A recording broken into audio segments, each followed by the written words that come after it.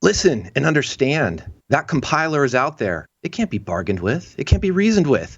It doesn't feel pity or remorse or fear, and it absolutely will not stop ever until you are. Nope, hold on, sorry. I'm thinking of the Terminator. Compiled code is fine, just fine, nothing to worry about. Which means this week we talk with Alissa Knight about her recent vulnerability research in hacking law enforcement vehicles, mHealth apps and APIs, and her career going against industry and social norms as both a transgendered and lesbian business leader and hacker. In the news segment, a bug bounty for the end of days, the predators of API security, scaling DevOps and security twins, the unsafety of memory and total recall, and more. Check your defense grid and stay tuned for Application Security Weekly.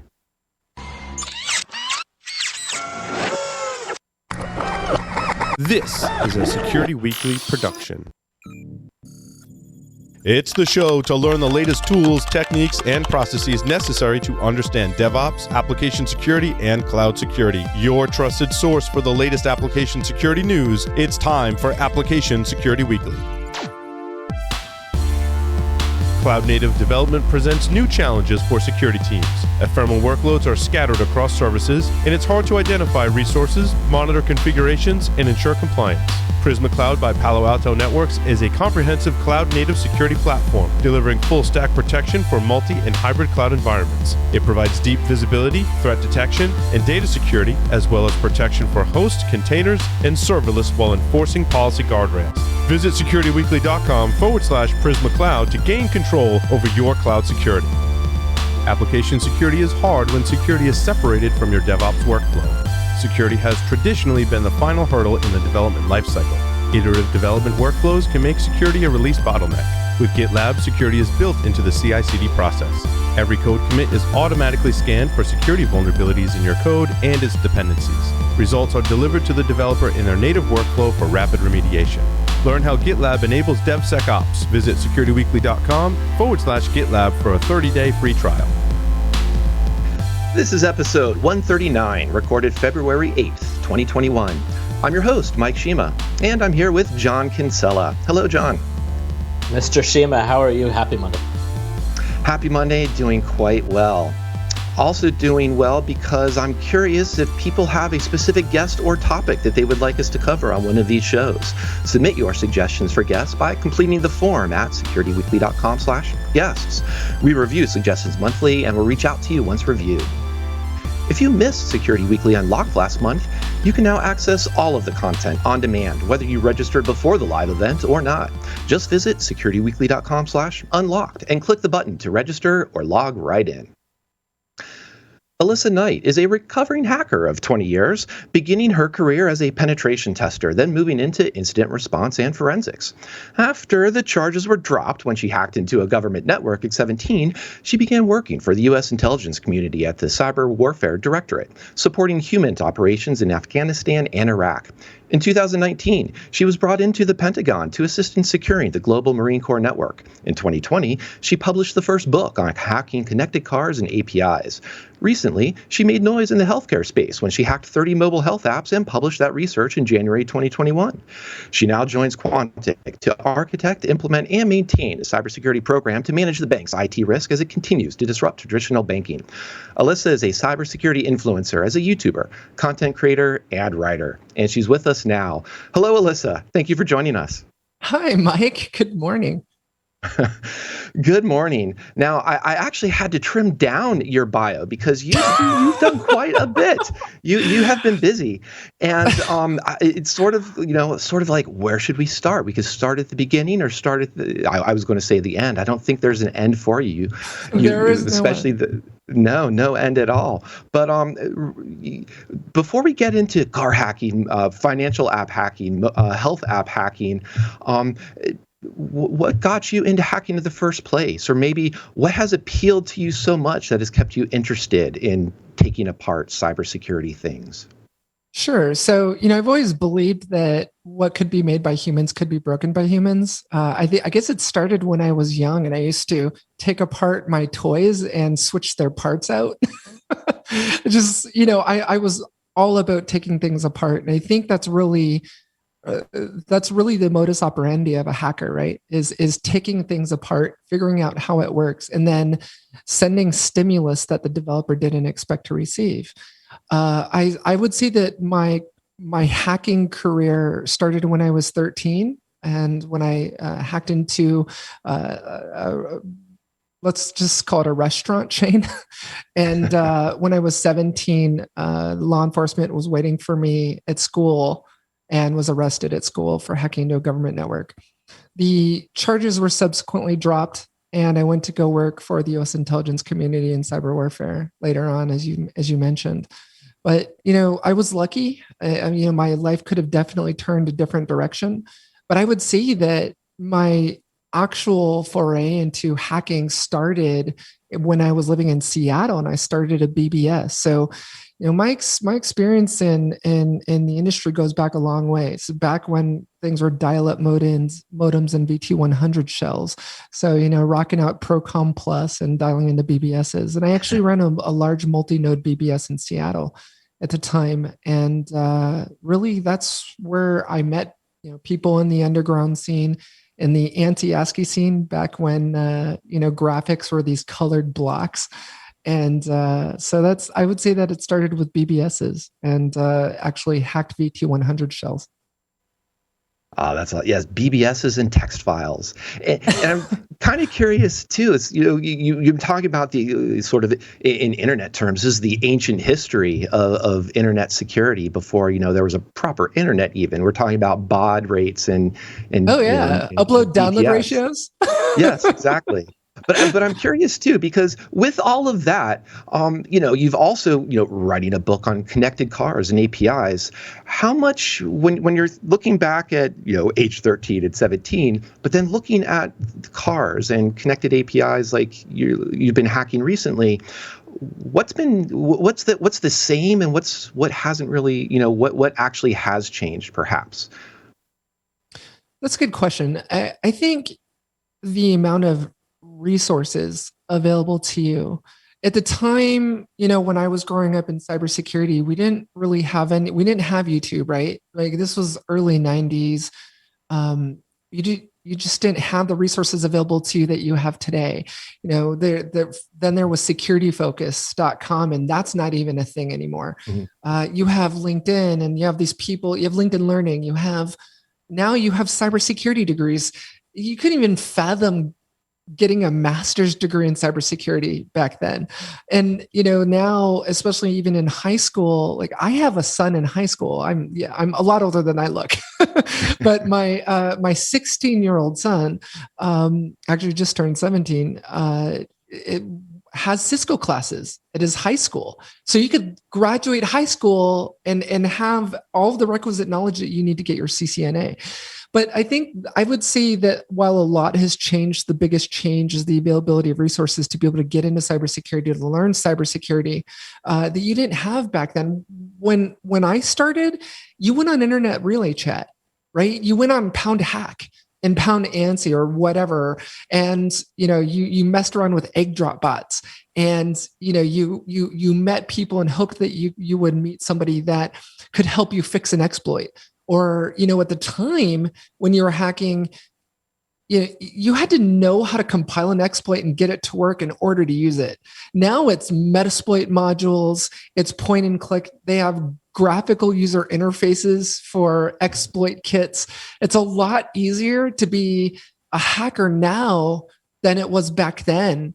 And, the entire thing has changed. And also, going to the monetary discussion, back then, it was all about, for notoriety, right? You hacked a network and defaced the website. Rafa was here, World of Hell. And, it was all about defacement gangs and the Aldez defacement mirror. Now it's about profiting from the data that you steal. It's double dipping on that data, right?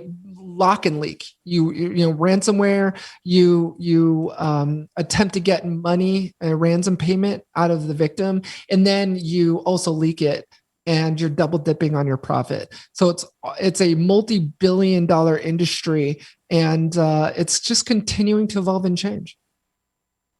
Absolutely. And it sounded like too there's two particular themes that I kind of heard of what you're describing. One is just the community aspect, that perhaps now it's a little bit easier to find that community of like-minded people that are curious about hacking, want to learn, and just the availability of resources to do so. And also, too, just there's definitely some easier aspects of the tooling with GUIs, with just more open source population of tools out there.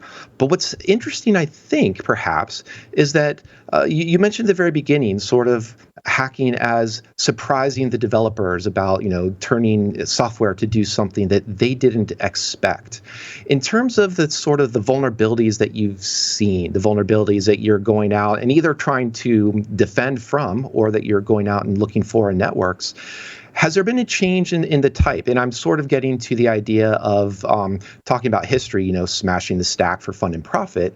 Are we still dealing with, are you still seeing a lot of those or as the interesting bugs, or do you see different types of bugs in modern software and modern hardware? Right. So, with the amazing thing about humans is we love to innovate. We as humans continue to evolve, get smarter, do things more intelligently, work smarter, not harder, right? Even the dynamics and the way we work today, it has radically transformed with the pandemic, right? So a lot of organizations now understand that Gen Z, millennials, they all wanted to work a different way on their own hours, not necessarily sitting at a desk, maybe from a beanbag chair when they want, right? Everything changes over time. Nothing in life stays the same. And the same could be said about cybersecurity and connectivity. Now, a lot of people think, oh, well, I'm impervious to being hacked because I'm not driving around in a Tesla, right? But what they don't understand is any card made after 2001 is connected, right? With the introduction of GM OnStar, right? So they all of the modern day cars now talk over GSM, and most importantly, they actually talk to APIs. APIs have really become the underbelly or the plumbing of our financial system, of IoT, everything, including the mobile app economy that we live in now, where everything is an app, talks to APIs. And I think adversaries, I should say, are shifting their focus and shifting their attention to those APIs, knowing that that's where the data is, right? Data is worth more than oil today, right? It's worth more than Bitcoin. But, I think adversaries are quickly shifting their attention in that direction. And so even hacking has changed, right? You mentioned a great text, smashing the stack for fun and profit, buffer overflows, right? But today, everything is really web apps, right? So when you're dealing with the web application, you're not having to worry about writing a buffer overflow, right? You may, for example, maybe SQL injection or some sort of insecure direct object reference, like an IDOR vulnerability or a BOLA vulnerability, broken object level authorization, against APIs. It's a different type of tactic and technique, right, than buffer overflows or heap overflows. So I think with this migration to the cloud, with everything being powered by apps and digital transformation, the way we attack networks as an adversary has certainly changed. Before, 20 years ago, right, it was targeting your Woo FTPD server or targeting your IIS web server. Now it's targeting your API or targeting your Kubernetes, your federated Docker container environment. It's just very different. It's very different. And the other thing I often point to is that there's so much more as well, just in terms of domains of knowledge to have to focus on. So, for example, we just get into containers and Docker. This is where I like to get silent and let John come in because he's definitely more the expert in that area. And I, of course, love the web and love APIs. But as you rightly point out, with web-based APIs, we're worried much less about buffer and heap overflows and more about, meaning much less about what the language it was written in. And I'm curious too, then, kind of thinking about what you've seen within the community, and you are also writing books, doing education on this. What have you seen be? I'm trying to figure out how to phrase my question succinctly, which I never succeed on.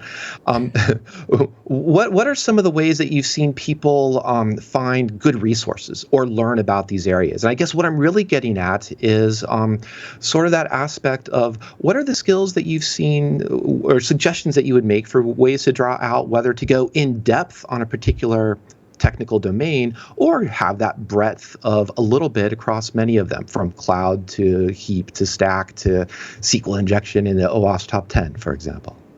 Right. So great question, Mike. One of the things that I do want to bring up, I'm going to point the pink elephant out in the room that I think this question kind of floats around, is, this whole religious debate on whether or not you're an elite hacker or not, if you know how to program. And I've gotten into many threads with trolls and people that are just very divisive. Right. These are very divisive issues that really seek out to try and divide us as a community. And that's making the claim that you can't call yourself a penetration tester or a hacker unless you know how to code. And I hate that argument. I think adversaries want us to be divisive. I think adversaries want to, how do you defeat your enemy? You divide your enemy and turn your enemy against each other, right? Common Sun Tzu art of war tactics, right? So I think it's horrible that we do that because there's already so many disenfranchised people in the cybersecurity community, whether you're a woman in cybersecurity, part of the LGBT community in cybersecurity, and I wish that we would stop this rhetoric around, having to be a programmer. Because if you look at the targets today in attacking an organization, you're looking at APIs, you're looking at their AWS cloud workloads or their Azure cloud workloads. You don't have to know how to download and review that source code, look for buffer overflows. You don't have to worry about doing that today because of our infrastructure, because of how much the infrastructure has transformed, right? So a lot of times it's black box pen testing where you just don't have anything but a port number and stimulus and response. Right. And so I want to address that aspect, but also as far as your question is concerned for, where people can learn and what they should learn, the thing about it is that, and what I think is really exciting is for the ADD poster child out there, like myself, it never stays stagnant. Right. It's always changing. It's always moving. The exploit from TESO, if you guys remember you guys and girls remember the TESO crew, those exploits aren't really applicable anymore, right? So a lot of them don't work, but we're still using that tool like from Rainforest Puppy, Nictu, and as everything has moved to the, web apps. And so, the full-blown software installations and fat clients that gave way to things like, buffer overflows and heap overflows have now been replaced by SQL injection and BOLA vulnerabilities. No, so the learning should be in that direction. Sorry, Mike. Yeah, no, I was saying, yes, we've definitely taken the historical anthropology of, hacking crews and tools with RFP and TESO and woo-woo. But I think to your point, too, is that there are multiple paths into the industry, especially now, especially for as much as I might like to be able to pretend I could drop a couple other FRAC article numbers or names that maybe are historical interest, but possibly aren't necessarily relevant to attacking modern networks when we're talking about just what cloud environments look like, what different types of security architectures look like. ASLR, just so that is old on its own, but that wasn't late 90s hacking. At least I hope not. As I say that, I have to go check. But multiple paths into the industry, as well as multiple disciplines, multiple ways to areas to focus on to become expertise, because there is such a complexity of networks that we're both trying to break or build, depending on what avenue you're taking on security. I'm curious too. Let's talk about, speaking of breaking a bit, maybe some more recent things. January 2021, which I'll eventually get off. You were looking at some healthcare apps, mobile Yeah. apps. What were some of the things that you found there? What does your modern research look like, and the things that you've been finding recently? So in 2001, I spoke at Black Hat briefings, and in 2000, I actually published, if you're old enough to remember Bug Track, and John, if you guys can remember Bug Track, I published the first vulnerability on hacking VPNs, and back then it was God's gift to security, triple DES encryption, right? And I used to love it when vendors would say this is unhackable. Right. So, things have obviously changed a lot from then until now, but not much in the areas of how I approach vulnerability research. And, I think a common misperception is that hackers sort of come out of the womb knowing how to do something like, Alyssa, you must have always known how to hack connected cars, or Alyssa, you must have known how to always hack mobile apps. And that just simply is not the case. And I find that my vulnerability research is actually my classroom. That may sound crazy, right? And let me say that again. My vulnerability research is my classroom. And it's because I learned so much about teaching something, because I believe that you haven't fully mastered something unless you can teach it. Right. So, in my vulnerability research around mobile health apps, and even, gosh, if you rewind back to last year, my financial services and fintech mobile apps, which I don't think I addressed with your team, was, I downloaded 30 financial services mobile apps and hacked them in less than a week. I reverse engineered them and also found hard-coded API keys and tokens in them. Now, what was different about last year's research with financial services was obviously the banks were not going to partner with me and say, hey, hack our APIs. This year was different. What's very different about this research this year is the mHealth companies, and we're talking about companies with billion-dollar market caps that were partnering with me to say, "Hey, Alyssa, break our stuff, hack it. We're all for this. We're drinking the Kool-Aid. Come hack our stuff." And it was great because not only did I take it from the research of, reverse engineering the mobile apps and finding those hard-coded keys, tokens, and credentials, but I could actually then take it further and actually go after the APIs. And what was interesting there was, really how the degree of security and the degree of hardening actually went down as I started to target the APIs. And, it's really, to me, I felt like just coming out of this now in 2 years in a row in targeting APIs, that we just aren't getting it. We meaning developers, we and as defenders aren't getting it, that, we're putting this stuff out there, and it's such a critical fabric to our infrastructure that we don't, the level of hardening isn't commensurate with how much we rely on it in our day-to-day lives, right? So this is mobile health. We're uploading our X-rays, our clinical reports, we're talking with our clinicians, our mental health professionals. All of these things are floating over mHealth. There's over 300,000 mobile health apps in the app stores. And this amazing company called Approved came to me and wanted to sponsor the research, said, "Hey, Alyssa, we want you to blow this stuff up." And so, great, sure, let's do it.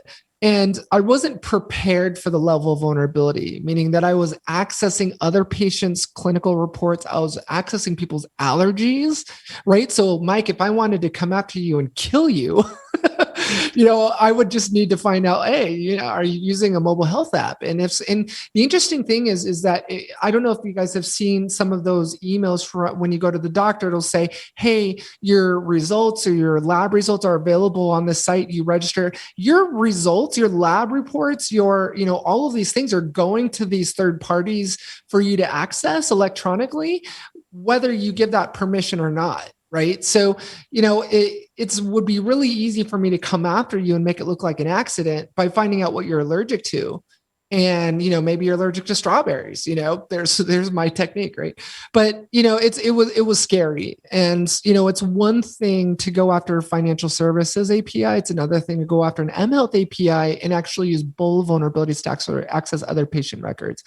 And for our audience who isn't aware of what a bull vulnerability is, Mike, if you'll allow me to digress for a moment, I'll quickly explain what that is. It's like if Mike, you and I were to go to a cocktail party, and you went into the coat check and you gave your wallet and your coat to the coat place, and you're wearing a Prada coat, right? Or Burberry coat. I'm like, oh, I want that coat. And you got the number 18. And then I came in behind you and they gave me number 17, right? I checked in my stuff and I took 17. And then I took that ticket and I changed that 7 to an 8. And I went back to the coat check and said, hey, here's my number. And they give me back your Burberry coat and your wallet. That's a great example of a bull vulnerability. It's yes, I'm authenticated. I'm allowed to be here. I should be here. I've presented the credentials of the ticket, but I'm not authorized to take home Mike's coat and wallet. So, it's basically the most systemic vulnerability I find in APIs. This is the most common vulnerability. It doesn't matter what API I look at, whether it's a connected car API or if it's an mHealth API, I'm finding bull vulnerabilities all over the place. And for those of you who may know about it, it was previously called IDOR, or insecure direct object reference vulnerabilities. They're now being called BOLA, and it's actually number 1 on the API, on the OWASP API top 10. It's a critical bug, and I'm finding it everywhere. No, that's insane. For the record, I'm Team Versace, thanks to Nomi Malone, and but no, that's a great way to explain things. I like that, because, and the other aspect of that too is talking to these BOLA vulnerabilities. It's not something that I think is as easy to automatically scan for, whether we're talking about code, static or dynamic. And the reason I say that is context is important, because you made a really good point when you're setting up that metaphor, in the sense that I'm supposed to be here, but I'm not supposed to be accessing this particular code. I was supposed to be getting 17, not 18. Correct. And I think that's one of those interesting challenges, is that for as much as I absolutely will love linting, SAST and DAST for many reasons, there's still this human ingenuity that's necessary both to find these vulnerabilities, but to figure out how can we harden these apps against it. And I'm curious too, when you're looking at these vulnerabilities and working with developers explaining them, it sounds like you've got some good metaphors, some good to set up and explain. I'm full of great metaphors. but I'm curious too. Great stories. Absolutely. How successful have you been, or how have those conversations gone with developers in the sense of hardening? And what I'm kind of getting at there is the difference between talking about improving an architecture versus just fixing this bug and then the next bug. Oh, and then by the way, there was this other bug, and they're all sort of the same thing, that whack-a-mole approach. Right. Yeah. And I'm glad you brought this up, Mike. Here's the thing. After 20 years, you just start to see bugs. Sorry. Over the last 20 years, you just sort of see bugs sort of rear their ugly face again over and over and over again, right? They just keep coming back, right? Hard coding credentials, like that's a stupid problem to have, right? Hard coding credentials for S3 buckets, that sort of thing. But it's still happening, and I'm a big believer in shift left security. I really, this whole thing about securing things once it's in production, or securing a product after it's made, it's just not something that should be happening, but it is.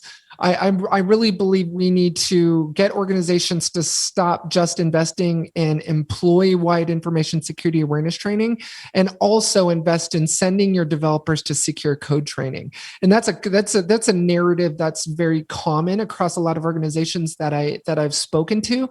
In 2019, I think it was the most I'd ever been on the road. I was a nomad. I spoke at conferences in Asia, in Europe, talking about this research.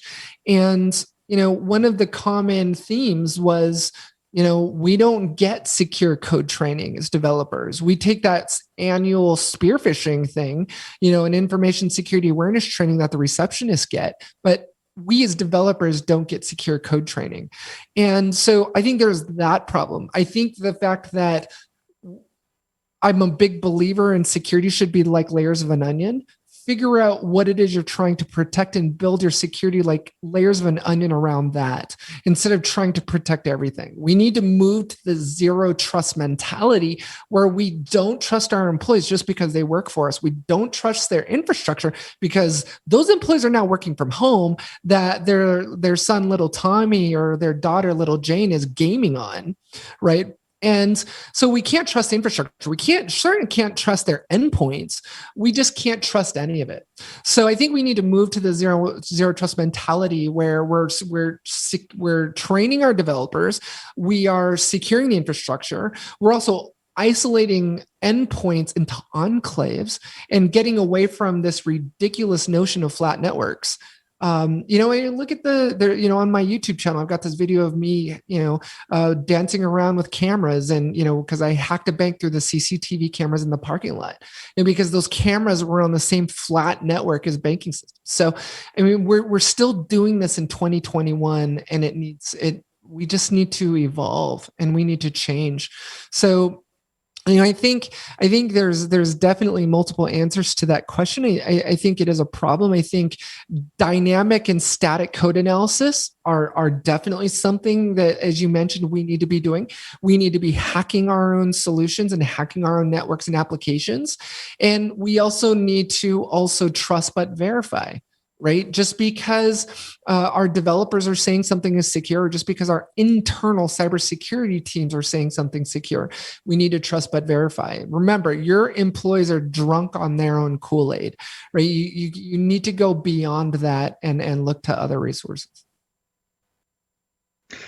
I'm curious too. We've talked about, you mentioned BOLA, and we're talking about that. And you mentioned just now that secure code training, educating developers on things to worry about or understanding, what can go wrong with their applications. When you approach them and have those conversations about education, are there one or two other topics that you really like to highlight for them that you see the light bulb go off, or really just want to convey a particular principle in this type of education with them? Right. And I think that for me, the answer to that is authenticate and authorize. And I think we have a tendency, at least from the applications that I've looked at, to forget that just because someone is authenticated, it doesn't mean they're authorized to see it, right? Take the principle from the Department of Defense, where just because you have a clearance, right? Just because you have top secret clearance, it still doesn't mean you get to see everything that's classified as top secret, right? There are some things that are a need to know. Just because you're authenticated, just because you're allowed to log in, it doesn't mean you should be authorized to be able to see everything. Just like the same way we approach group-based security, role-based access control. And that just isn't there in a lot of the applications I look at. Just because you have a JOT token, right? A lot of the problems that I've seen is that they're not looking at the payload of the JOT token to make sure that the user ID in the JOT token matches up with the resource you're requesting or the object you're requesting. So it's a systemic problem. And I think that the answer to that is developers need to start understanding the distinction, the idiosyncratic distinctions between authentication and authorization. So speaking of need to know, you've written a book about car hacking, connected cars and APIs. You're also writing a screenplay. Is that true? Yeah. So I'm my whole life, my whole the theme to my life has been live every day like it's your last, right? And I want to do everything. I want to experience everything. And for me, yes, last year, several producers approached me, and with Mr. Robot ending and the protagonist in that show being male. Really, if you look at Hollywood today, it's very much about strong women who are influencing the younger generation of girls that they can be anything and do anything. Even cybersecurity, even being a hacker, that your gender or gender identity doesn't preclude you from what you can and can't accomplish. And I think that really resonated with the producers and really wanted to do a new show where the protagonist was female. And you look at Wonder Woman, a lot of the movies coming out of Hollywood, you're seeing an increase in the number of shows and movies where the protagonist is a woman. And so they approached me about wanting to do this new series where the protagonist is female, and wanted to do it based on my life. So, being arrested at school for hacking to a government network, moving into the U.S. intelligence community, trading in a keyboard for an M4 and AR-15, and being one of the first women that went through private SEER training, taking tactical hostage rescue operations training, and going from a hacker to that to, being a serial entrepreneur and starting and selling multiple companies in cybersecurity. And where I am now, I guess it made for a good Hollywood story. So I'm in the process of writing a screenplay. And like most things I approach, I have no idea what I'm doing, have no clue. Just downloaded Scrivener and thought, how hard could this be, write a screenplay? And I didn't realize that, I was thinking, well, doing a screenplay for a TV series is a lot easier than doing a screenplay for a movie. And it didn't dawn on me that, you're actually writing for a full series, TV series, you're actually writing the screenplay for 5 full-length movies. So it ended up being this, so they want to do this story on this sort of dystopian future where, it's loosely based on my life, but also folds in some fiction for those interested. No, that's awesome. Speaking is our theme of metaphors for the day. I'm sure it's just as easy to write a screenplay as it is to write secure software. So maybe there's some things to discover along the way. Yeah, exactly. Yeah, just figuring it out as I go. Unfortunately, there's nothing in my IDE interface to warn me that I'm writing a bad screenplay. So, it's like, in this age of everyone wanting to binge watch things, I know that the most important episode's going to have to be the pilot episode. So, and I keep rewriting it. So I need to stop doing that and making, perfect the enemy of the good. No, that's fantastic. And so anything else that we should be looking for on the research? So you've been doing fintech apps, in 2019? 2020 was your mHealth apps. 2021, any hints on what type of apps you're going to be looking at this year? Is something we could be looking forward to? Yeah, I'll drop it on your show. I actually have just been contacted to hack a train. So, with this new, with everything being connected and, it not just being cars, there's other, critical infrastructure that is connected, and that's trains.